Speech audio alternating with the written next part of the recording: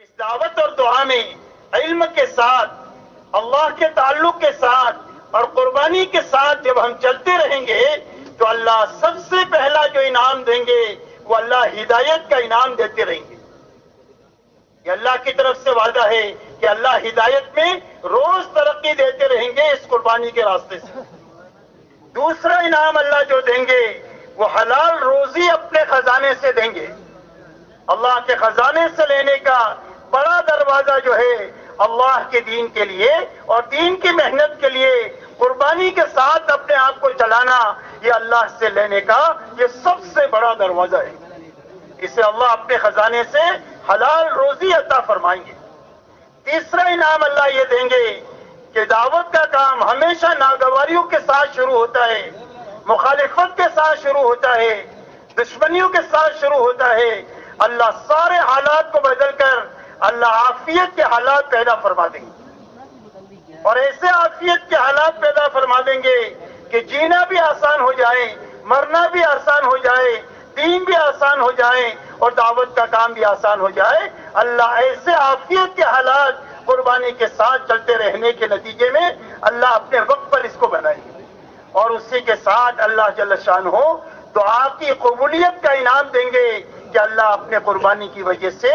اللہ اس کو مستجاب الدعوات بنا دیں گے، اور اللہ جل شانہ نے یہ سارے انعامات صحابہ کو عطا فرمائے۔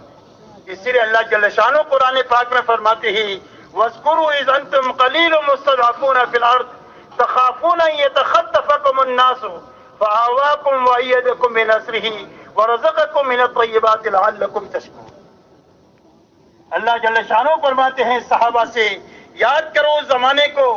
جب تم بہت تھوڑے تھے اور بہت کمزور تھے، ہر وقت میں تم کو یہ ڈر لگا رہتا تھا کہ مکہ کے بے ایمان ابھی ہم کو صفحہ ہستی سے مٹا دیں گے۔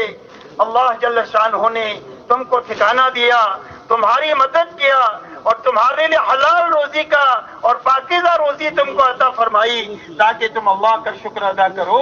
اسی لیے صحابہ 1000 سال تک دنیا کے پیچھے دنیا کے راستے سے محنت کرتے تو ان کے وہ حالات نہیں بن سکتے تھے جو حالات اللہ نے صرف 25 سال کے عرصے میں بنا دیے۔ 23 سالہ نبوت کا زمانہ ہے محنت کا، مٹنے کا اور اپنے کو بھلانے کا، اور صدیق اکبر رضی اللہ تعالیٰ عنہ کا 2 سال سے کچھ زیادہ زمانہ یہ لگانے اور مٹانے کا ہے، اور اس کے بعد اللہ تعالیٰ نے ایسے خزانے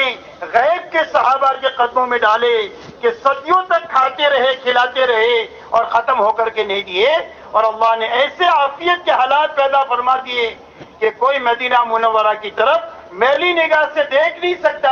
اگر میلی نگاہ ڈالے گا تو آنکھ پھوڑ دی جائے گی، اور اگر پیر لمبے کرے گا اس کے پیر توڑ دیے جائیں گے، اور ہاتھ لمبا کرے گا مدینہ منورہ کی طرف تو ہاتھ کاٹ دیا جائے گا۔ اللہ نے ایسے عافیت کے حالات پیدا فرما دیے۔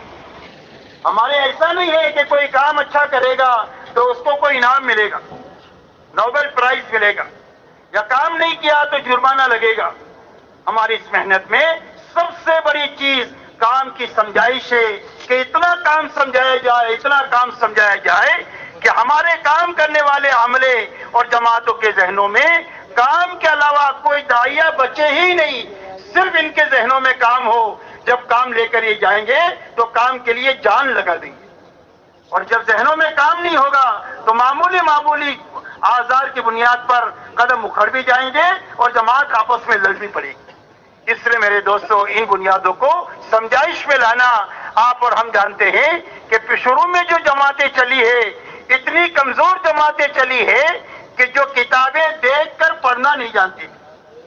اتنی کمزور جماعت کے ہاتھوں اللہ نے اتنا بڑا کام چلایا اور یہاں تک پہنچایا۔ اس کی بنیاد اپنے بڑوں کا کام کا سمجھانا ہے اور جماعتوں کا سمجھ کر کرنا ہے کہ تم دن میں کیا کرو گے، رات میں کیا کرو گے، اپنی ذات پر کیا محنت کرو گے، بستی پر کیا محنت کرو گے، انفرادی اعمال کیا ہے، اجتماعی اعمال کیا ہے، بچنے کے کام کیا ہے۔ جب اس طریقے سے کر لیا تو وہ خود بھی بن گئے اور ان کے ہاتھوں اللہ نے کام کو ان بنیادوں کے ساتھ اٹھا دیا۔ اس لیے میرے دوستو ان بنیادوں کو اپنی نقل و حرکت کے زمانے میں بھی لانا اور اپنی مقامی محنت میں بھی لانا۔ ہماری مقامی محنت کی یہی بنیادیں ہیں اور ہماری نقل و حرکت کی بھی یہی بنیادیں ہیں۔ فرق اتنا ہے کہ نکلنے کے زمانے میں ان کاموں کو زیادہ کیا جاتا ہے، مقام پر رہتے ہوئے تھوڑی سی اس کی مقدار کم ہو جاتی ہے، ورنہ مقام پر محنت بھی یہی ہے کہ کرنے کے کام کرتے ہوئے اور بچنے کے کاموں سے بچتے ہوئے چلنا۔ ہر فرد امت کو ہمارے محلے میں اللہ کے راستے میں نکالنے کی محنت کے ساتھ چلنا، ہر ایمان والے کو مسجد و جماعت کے اعمال میں جوڑنے کی محنت کے ساتھ چلنا اور اپنے آپ کو تھکانے کے بعد میں اللہ کے سامنے آہوزاری میں اپنے آپ کو لگانا، اور یہ دونوں محنتیں مل کر کام پورا ہوتا ہے، یہ دونوں محنتیں مل کر کام پورا ہوگا، اور جب کام پورا ہوگا تو اس کی افادیت بھی پوری ہوگی۔ اگر نقل و حرکت بڑی اور مقامی محنت نہیں بنی تو میرے دوستو نکل کر کے جو بات آدمی کی زندگی میں بنتی ہے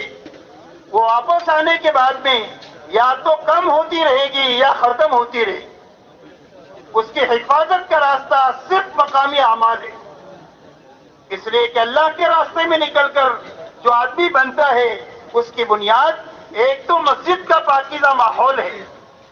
اور دوسرا 24 گھنٹے اعمال نبوت ہے،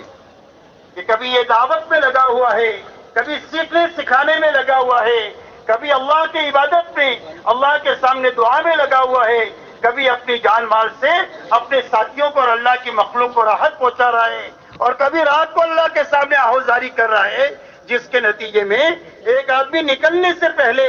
فرائض کا اہتمام نہیں ہوتا لیکن اللہ کے راستے میں نکل کر تہجد گزار بن جاتا ہے۔